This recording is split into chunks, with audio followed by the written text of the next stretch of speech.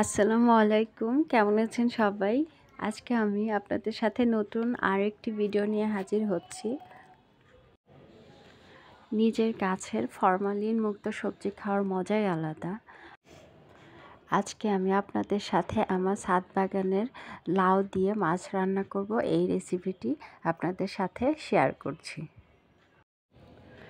মাছগুলি রান্না করার জন্য ফার্স্টে আমি আমার বড় ছেলে ওয়াফিকে নিয়ে ছাদে গেলাম। ছাদে গিয়ে দেখি লাউটা মোটামুটি বড় হয়েছে। আর ওয়াফি সবসময় এক্সাইটেড থাকে ছাদ বাগানে সবজি তোলার জন্য। ও কখন ছাদের সবজিগুলি তুলবে, তাই ওকে দিয়েই লাউটা তুললাম। ছাদ থেকে লাউটা তুলে এনে এখন কেটে প্রসেসিং করে নিচ্ছি এবং লাউটা রেডি হয়ে গেল। এখন আমি রান্না করার জন্য চুলায় প্রথমে ফ্রাই প্যানটা দিয়ে নিয়েছি। ফ্রাই প্যানটা গরম হলে এখানে পরিমাণ মতো তেল দিয়ে দিচ্ছি। তেলটা ভালোভাবে গরম করে এখন আমি রান্না করার জন্য ফার্স্টে মাছগুলি ভেজে নিচ্ছি।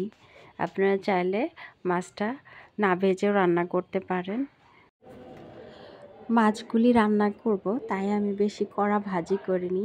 এরকম ব্রাউন কালার চলে আসলে মাছগুলি আমি ফ্রাই প্যান থেকে তুলে নিচ্ছি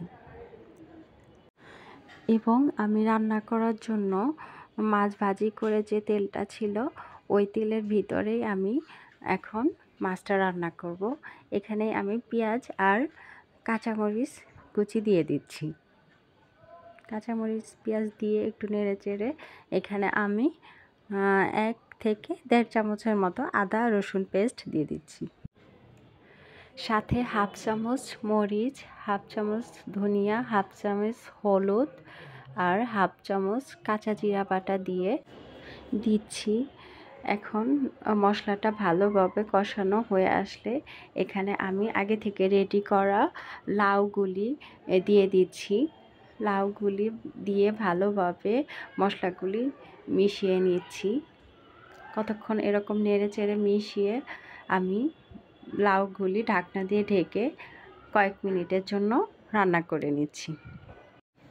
এবার ঢাকনাটা উঠিয়ে আমি আবারও লাউটা ভালোভাবে মিশিয়ে আর কিছুক্ষণের জন্য রান্না করে নিচ্ছি। লাউটা ভালোভাবে কষানো হয়ে গেছে, আপনারা দেখতে পাচ্ছেন। এখন আমি এখানে পরিমাণ মতো পানি দিয়ে দিচ্ছি। যেহেতু এটা অনেক কচি লাউ ছিল, তাই আমি পানিটা অল্প পরিমাণে দিয়ে দিচ্ছি। আর লাউয়ের ভিতরে এমনিতেই পানি ওঠে, তাই বেশি পানি দেওয়ার দরকার নেই। পানি দেওয়া হয়ে গেছে। এখন আমি ভেজে রাখা মাছগুলি লাউর উপর এভাবে দিয়ে দিচ্ছি। মাছগুলি দিয়ে আমি আবারও ঢাকনা দিয়ে এটা রান্না করে নিচ্ছি। কিছুক্ষণ পর ঢাকনাটা উঠিয়ে আমি তরকারিটা আবারও হালকা নেড়ে রান্না করে নিচ্ছি। 10 মিনিটের মতো প্রায় রান্না করে নিয়েছি। এখন ঝোলটা মোটামুটি শুকিয়ে আসছে। এ পর্যায়ে আমি ধনিয়া পাতা উপর দিয়ে ছিটিয়ে দিচ্ছি।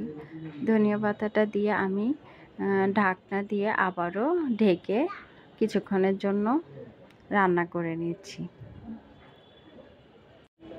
এই তো রেডি হয়ে গেল আমার মাছ দিয়ে লাউ রান্নার রেসিপি। আমার রেসিপিটা ভালো লাগলে সবাই বেশি বেশি শেয়ার এবং সাবস্ক্রাইব করবেন। সবাই ভালো থাকবেন। আল্লাহ হাফেজ।